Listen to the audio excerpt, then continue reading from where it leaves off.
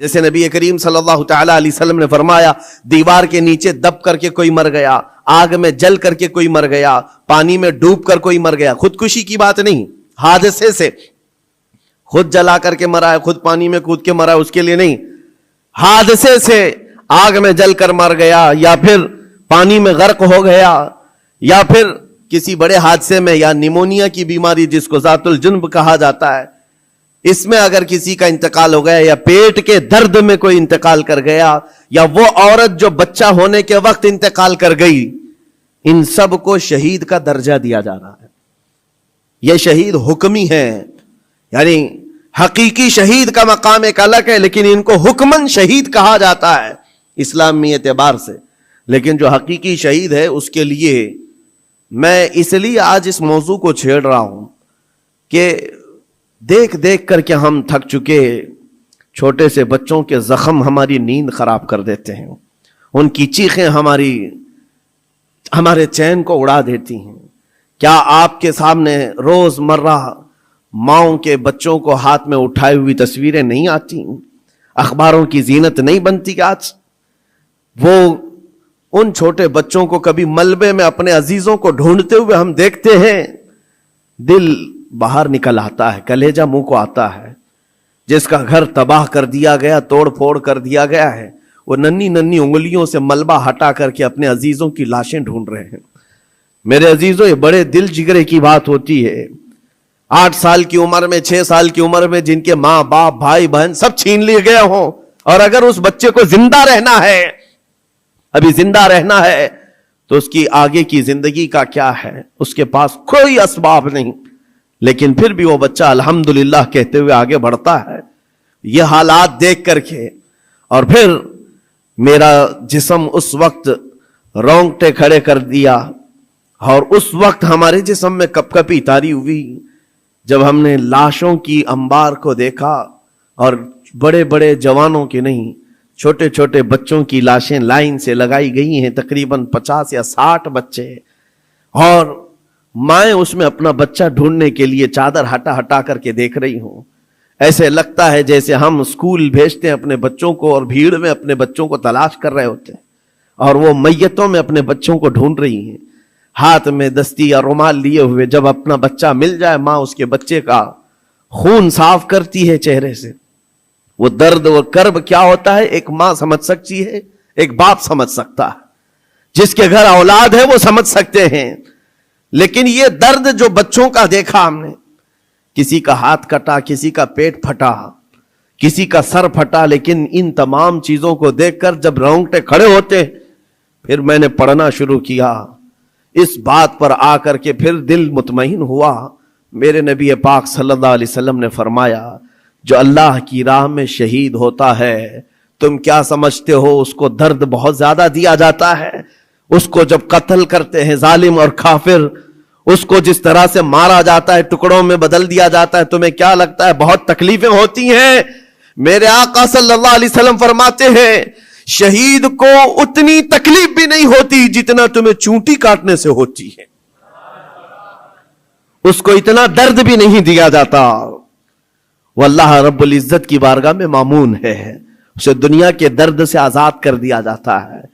چونٹی کاٹنے پر جو تکلیف ہوتی ہے زندوں کو، میرے آقا فرماتے ہیں اتنی تکلیف بھی شہید کو نہیں دی جاتی اس کے مرنے کے وقت، اس کی موت کے وقت، کیونکہ وہ اللہ کریم کے وعدے پر اتر آیا ہے۔ میں نے قرآن کی آیت جو پڑھی سب سے پہلے، رب تعالیٰ فرماتا ہے ان اللہ اشتری من المؤمنین انفسهم واموالهم بان لهم الجنہ۔ اللہ تعالیٰ نے بندوں کے ساتھ ایک سودا فرمایا، ایک سودا کیا۔ کیا ہے؟ رب فرماتا ہے اللہ نے مومنوں سے ان کی جان اور ان کے مال کے بدلے انہیں جنت بیچ دیا، یعنی خریدار ہیں یہ شہید، اللہ رب العزت کی جنت کے خریدار ہیں، لیکن بدلے میں قیمت انہوں نے کیا دی ہے؟ اپنی جان دی ہے۔ اللہ کریم کی بارگاہ میں اپنی جان پیش کر کے اس وعدے کو حاصل کیا ہے۔ یقیناً میرے عزیزو، رب تبارک و تعالیٰ کے وعدے کو حاصل کرنے والی یہ جماعت شہیدوں کی، یہ عام لوگوں میں نہیں ہوتی، عام انسانوں میں نہیں ہے۔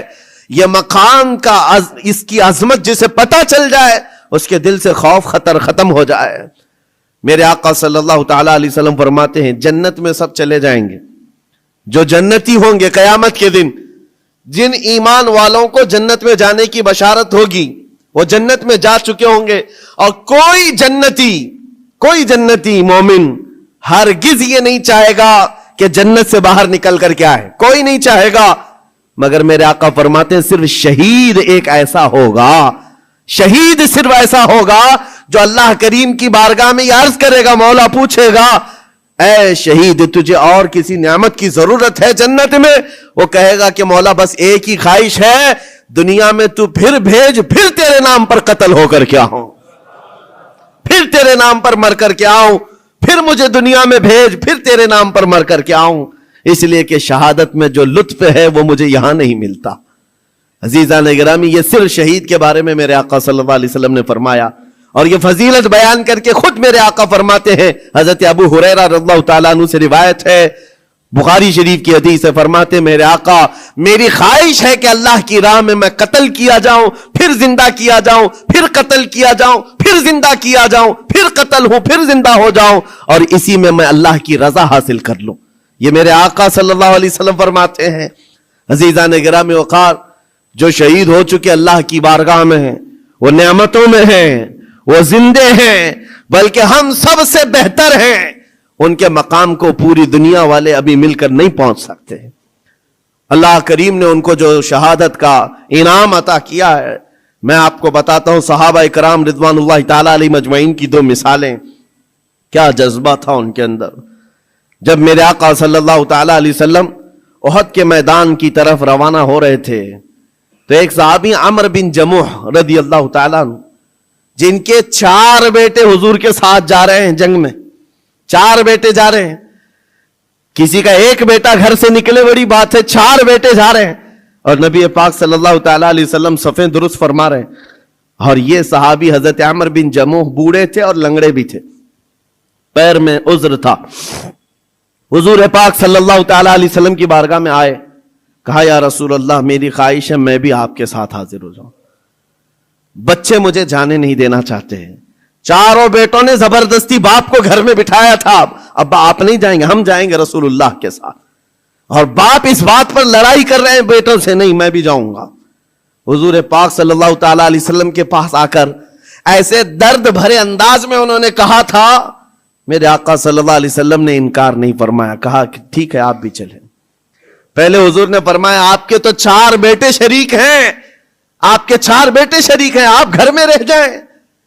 حضور پاک صلی اللہ علیہ وسلم نے جب یہ فرمایا تو وہ کیا کہنے لگے، آواز نکال کر رونے لگے، کہا تف ہے میرے بڑھاپے کو، میرے بڑھاپے نے مجھے نبی سے دور کر دیا، جوان ہوتا میرے بیٹوں کی طرح تو میں بھی جاتا۔ حضور پاک نے فرمایا نہیں آپ بھی جا سکتے ہیں۔ لنگڑا پیر تھا، حضور نے فرمایا کیسے چلو گے، دقت ہوگی، تکلیف ہوگی۔ وہ صحابی کہتے ہیں یا رسول اللہ صلی اللہ علیہ وسلم میں یہ چاہتا ہوں جس طرح لنگڑ لنگڑ کر کے میں یہاں چلتا ہوں ایسی لنگڑ لنگڑ کر کے جنت پہنچ جاؤں، کیا یہ ممکن ہے؟ حضور پاک نے ان کے جذبے کو دیکھا، فرمایا آپ چلیں۔ گھر آئے، اپنے اہل خانہ سے کہا جلدی جلدی تیاریاں کرو میں بھی جا رہا ہوں، خوشی کی انتہا نہیں۔ جب جانے کا وقت تھا دروازے پر ان کی اہلیہ آئی اور ان کو ایسے ہی تفریح کے طور پر کہا، دل لبھانے کے لیے کچھ باتیں کی جاتی ہیں۔ بیوی نے ایسے ہی کہا عمرو بن جموح تم تو جا رہے ہو، مجھے لگتا ہے تم بھاگ کر کے آ جاؤ گے، میدان جہاد میں جا رہے ہو، جنگ کے میدان میں جا رہے ہو اور سخت ہوتا ہے میدان، بھاگ کے آ جاؤ گے۔ بیوی کا یہ صرف تانا سنا تو گرج کر کے کہنے لگے سنو خبردار، اور اللہ کی بارگاہ میں ہاتھ اٹھایا، اللہم ارزقنی شہادتا فی سبیلک ولا تردنی الی اہلی خائبا، یا اللہ اے اللہ تو اپنے راستے میں مجھے شہادت دے دے اور کبھی بھی زندگی میں مجھے میرے گھر واپس مت لوٹا، گھر واپس مت لوٹا۔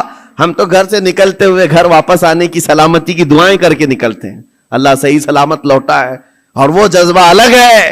نبی پاک صلی اللہ علیہ وسلم کے ساتھ جاتے ہوئے کہہ رہے واپس نہ لوٹا، گئے جنگ میں شریک ہو گئے، اور وہ جنگ بڑی سخت تھی۔